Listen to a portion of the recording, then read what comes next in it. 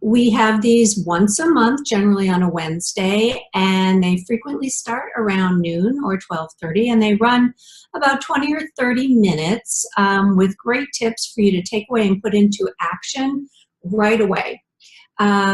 Today, I'm going to be talking to you about what's going on outside the legal industry in terms of business development and what we can learn in legal to up our game.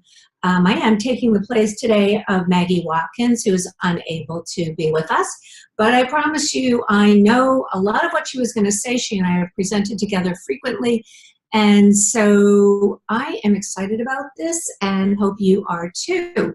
If you have any questions at all, just type them right into the chat bar. And at the end of the presentation, I will be sure to answer them all. So let's get started. So outside the legal industry, how businesses are using the customer experience to up their game and how you can do that as well.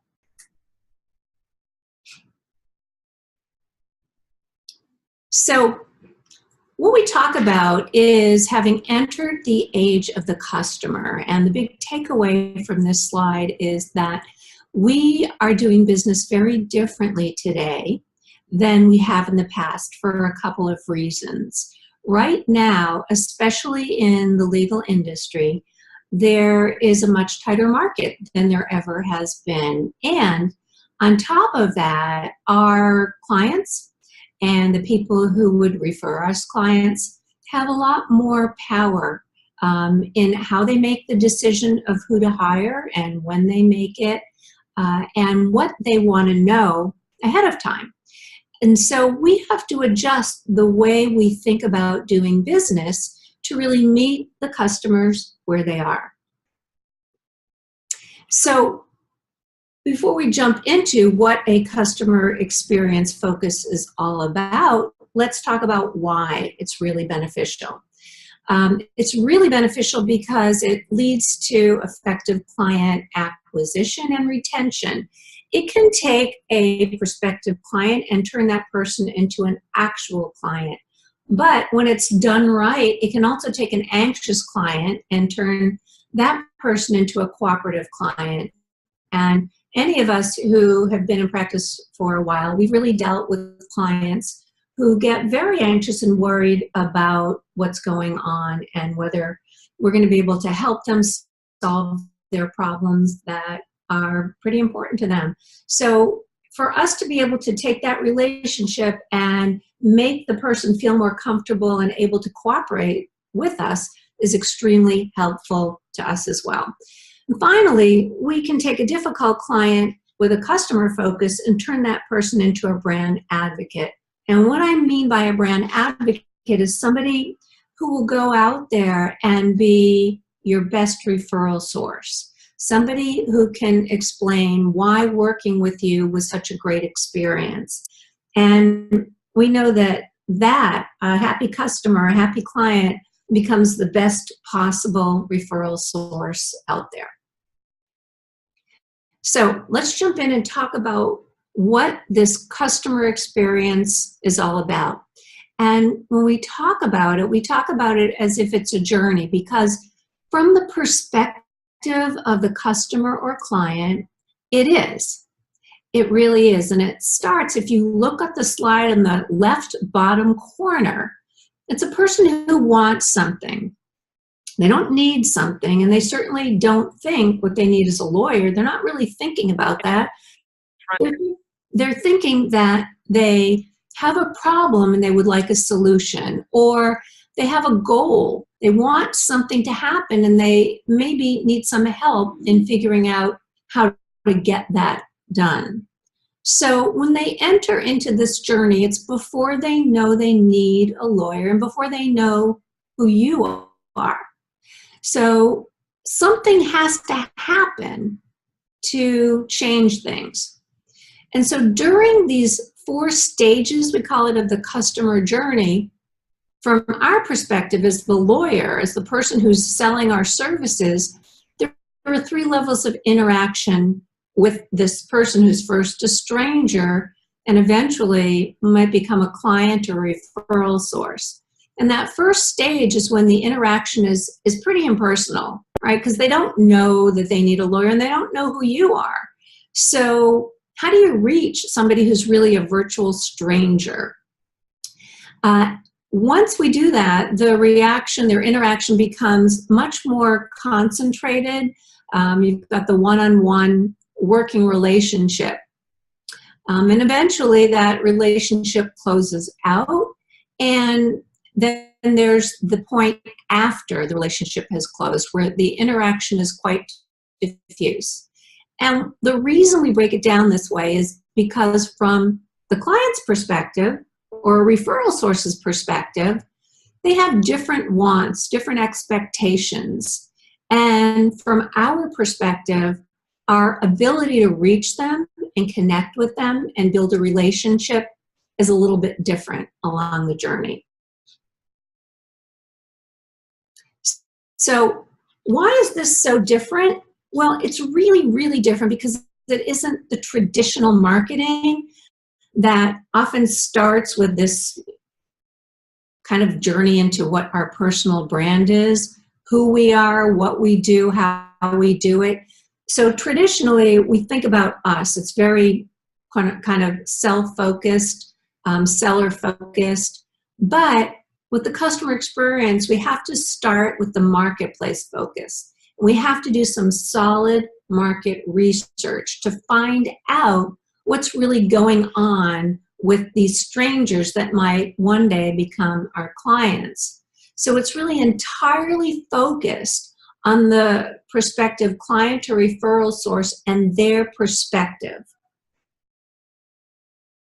So in stage one, as I said earlier, they know that they want something, but they certainly don't know that they need legal help, and they certainly don't know you.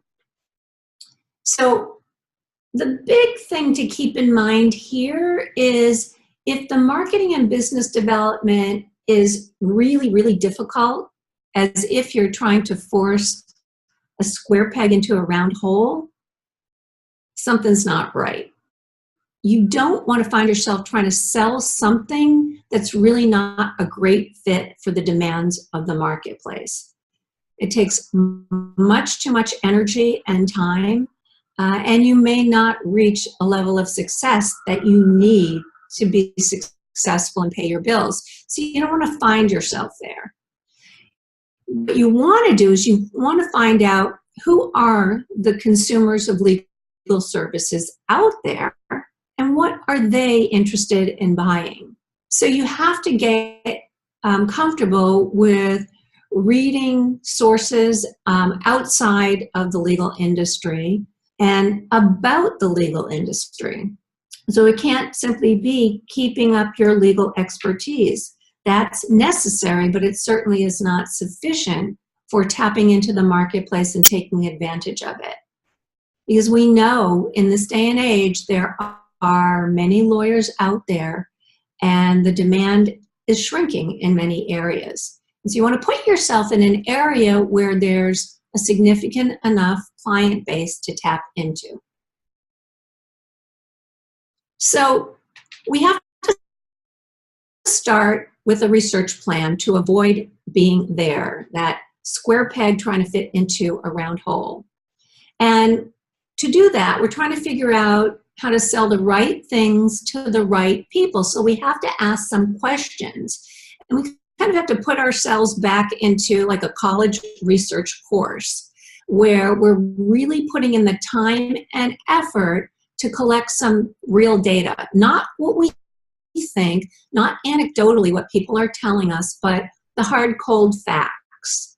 So what problems or goals are there in the marketplace today? Certainly we have a lot of entrepreneurs starting new businesses. We have a lot of baby boomers thinking about retiring. We've got a lot of new technology out there. What are some of the problems or goals that are out there and may need a legal perspective? The next question we want to ask ourselves is, who are the people who own these, who own the goals, who own the problems? And then to get into their perspective, to stand in their shoes, to see things the way they do from their point of view, and figure out what is it that they want, and also what don't they want.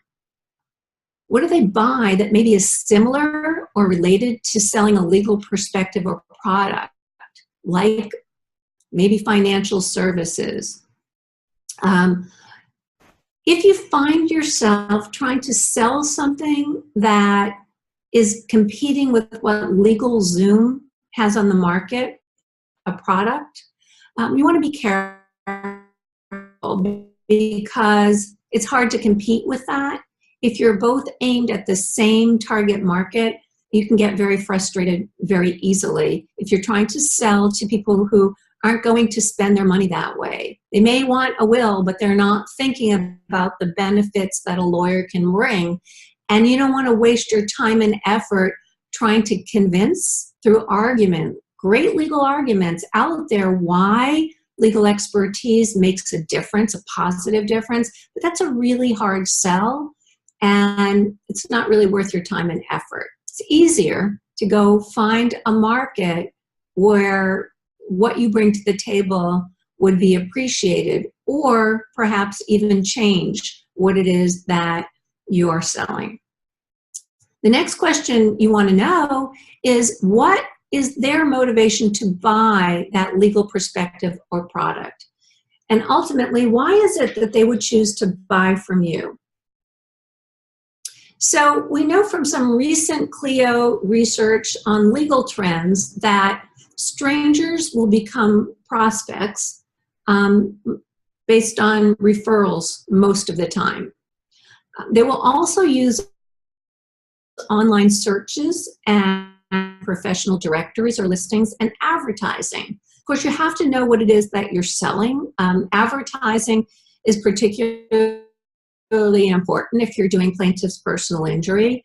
It doesn't make a lot of sense to rent out a billboard if what you're selling is perhaps a complex estate plan. So to develop referral sources, there are about 3 ways. You could go out and you could network, do presentations, or you could publish articles. And these are all really good ways to kind of create an opportunity for people to get to know you, who you are, what you do. And the thing to be prepared with is something short, 2 to 3 sentence bio, elevator speech, whatever you want to call it. Something so that when somebody asks you, what do? You're prepared to answer. Not tell them everything, not give them your resume, but give them the key points. The other piece is of course, that there are people out there who will find you by doing a Google search. And what you want to do is you want to lead them to your website and ultimately to picking up the phone or booking an online appointment with you. You want to get them talking to you. So one of the ways that is very effective is if you are writing blogs, short things that answer the questions that are being Googled. So it goes back to understanding who your prospective client is and what is it that they really want. Are they trying to improve their businesses somehow? Do they have a problem, a personal problem that they're trying to solve? And they will ask a question. So, somebody who's thinking about buying a condo, first-time home buyer perhaps, and they're thinking about buying a condo. They're going to go sit down at their computer and they're going to type into the search bar, what do I need to know as a first-time condo buyer? And you want to be the answer to that question, either with a video or a blog that Google will find and send them to your website. And then you want to keep this information fresh. You want to keep putting up new videos, new blogs, so they keep coming back to your website until they get to the point where they have this realization that the need for legal support is now, and they pick up the phone and they call to make an appointment. And now they're moving into stage 2, where they're going to make a decision about what they actually need and who they want to give them the help. So once they're in the door, the Clio research is telling us that it matters. They care about having immediate responses to their calls and their emails. Otherwise, you might lose the client. They're expecting free initial consultations, and they're wanting fixed fees. They'd like to be able to pay by credit card, communicate with their attorneys through text, and they're also making some judgments about the website appearance, but not so much that you want to spend an inordinate amount of time on your website. You want it to have basic information about you and how to reach you. That should be easy to figure out. And then it's that fresh information, the blog article, the videos that you're refreshing it with. So now that they're in the door and they're trying to decide, should it be you or someone else, you want to help them figure out really what it is that they need to do, and you want to help them figure out if you're the person to work with them. And to do that, it really all stems from being curious. You want to know what their story is, and you want to know what else is going on. Be curious about what else you might need to know, but don't jump into this as the lawyer ready to solve the problem. They're not there yet. They're not ready to sign on the dotted line and hire you. And by the way, they're not going to really care exactly the details of how you're going to solve their problem. They just want to know that you're trustworthy and that you care about what's going on with them, and that they are more than a legal problem to you. So you want to be able to explain in a way by sort of demonstrating what it would be like to work with you. Because keep in mind, people make decisions emotionally. They go back after that decision is made and they kind of put logic and reason on top, but they're looking for lawyers that they think are trustworthy, that'll return their phone calls, because they want somebody they believe cares about them. And they want it to be as pleasant as possible under the circumstances. You know, I think of it in terms of, the dentist that you trust. Most of us don't love going to the dentist, but if we have one that can make our experience as pleasant as possible under the circumstances, that's who we're going with. And that's who we're recommending. So make sure that you're able to answer the questions about them. How do they think about their problems, their goals, their preferences for working with a lawyer, and the cost and the solutions that you are offering? Because you want to get down to the core and really understand what matters to them most. And that will be your focus. When it comes to the point of making a decision, the way people make decisions is they have a set of criteria, which is often very biased. It's not this objective, logical criteria based on who they think is the best lawyer out there, but they're trying to decide whether they should trust you, listen to you, remember you, and buy legal services from you. So a couple of things you might want to think about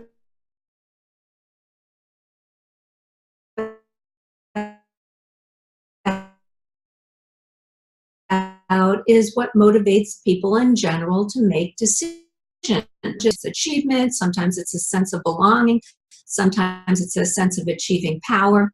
Kind of tapping into those things. You might want to research this, learn a little bit more about it. You may have heard of Maslow's hierarchy of needs. It kind of ascends from the basic, food, shelter, and all the way up to kind of self-awareness and development.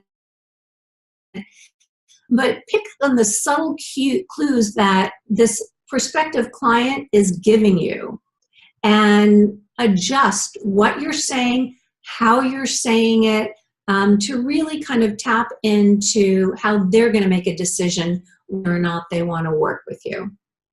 So why would they buy from you? Ultimately, what's your story? your value proposition. You know, what is it that you're selling that's so valuable to them, to satisfy their want, to satisfy a solution to their problems?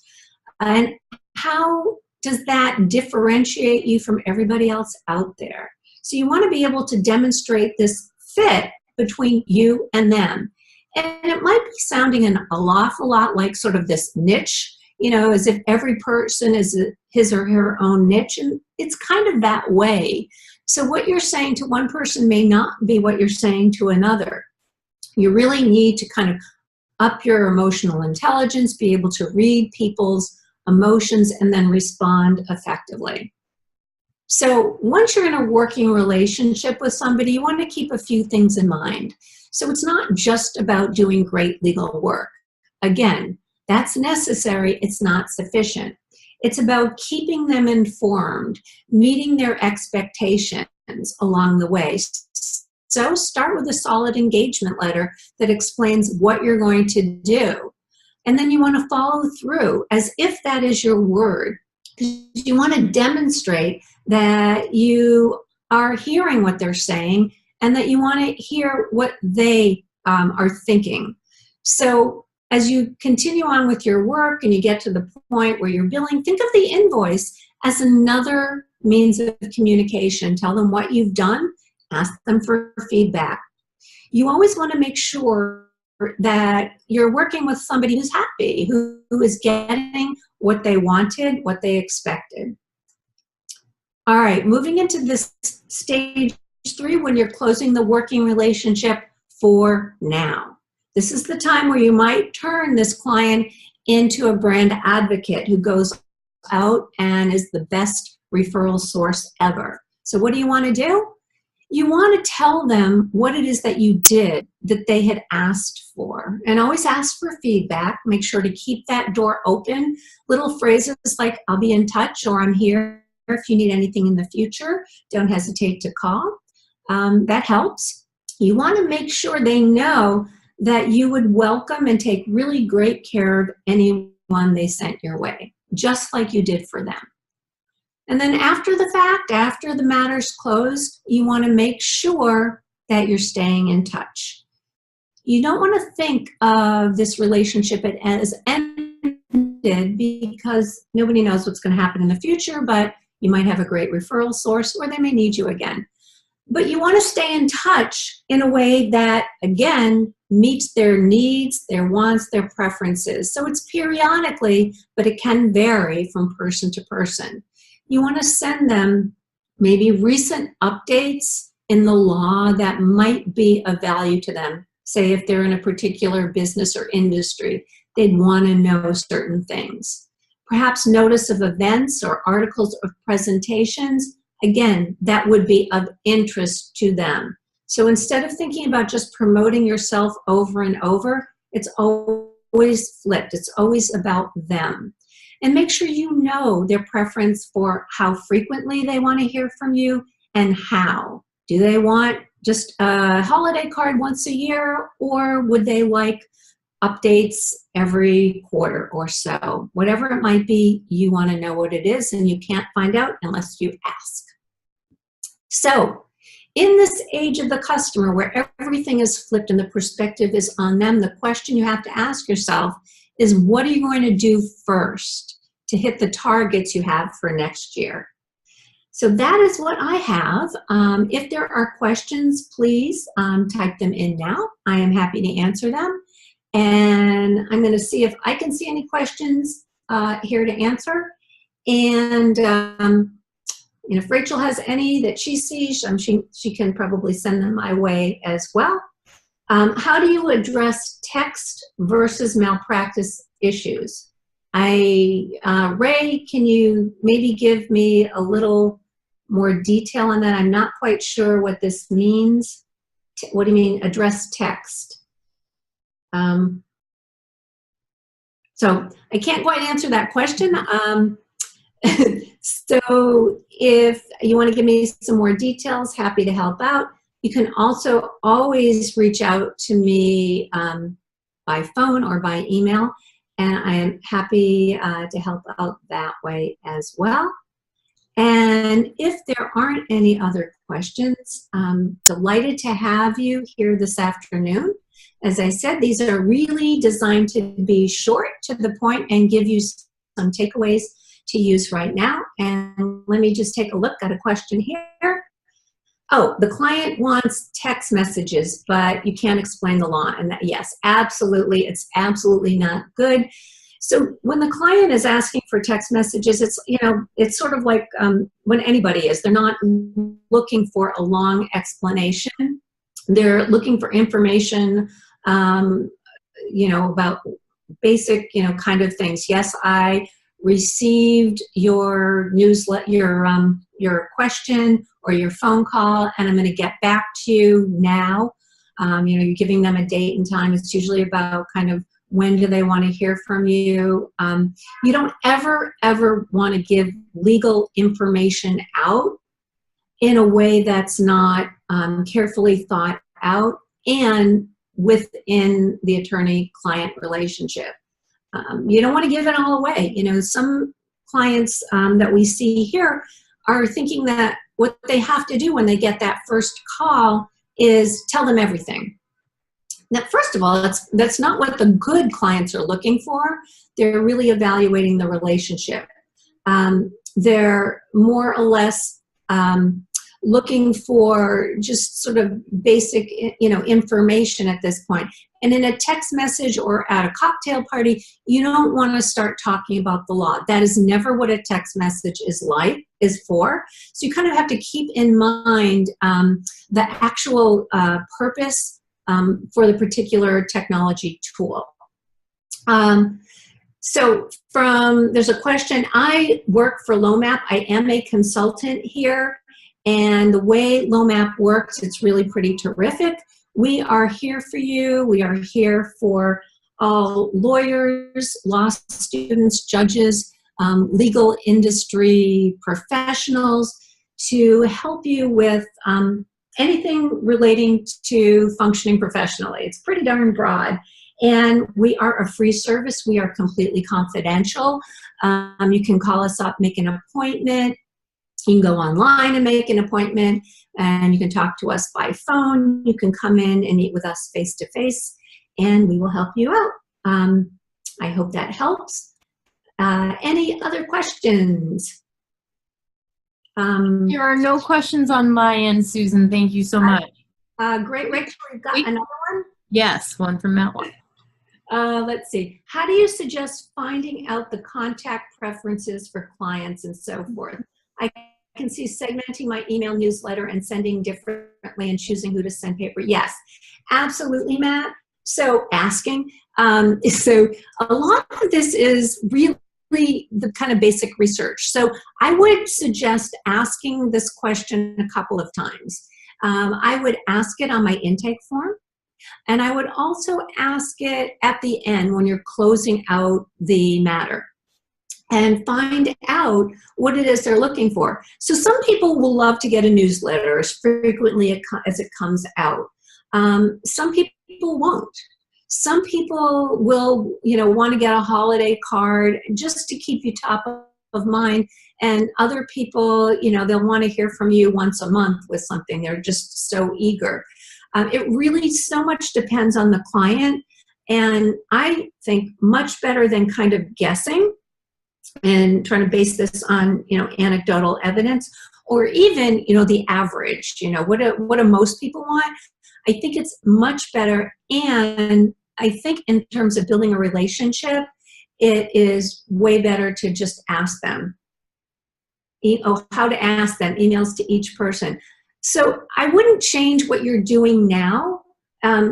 I would do it at the beginning of a representation and the end. Once you're in an ongoing process, so you're sending out emails, there's an option to opt out, or there should be, or an option to decrease frequency or increase frequency, or there should be.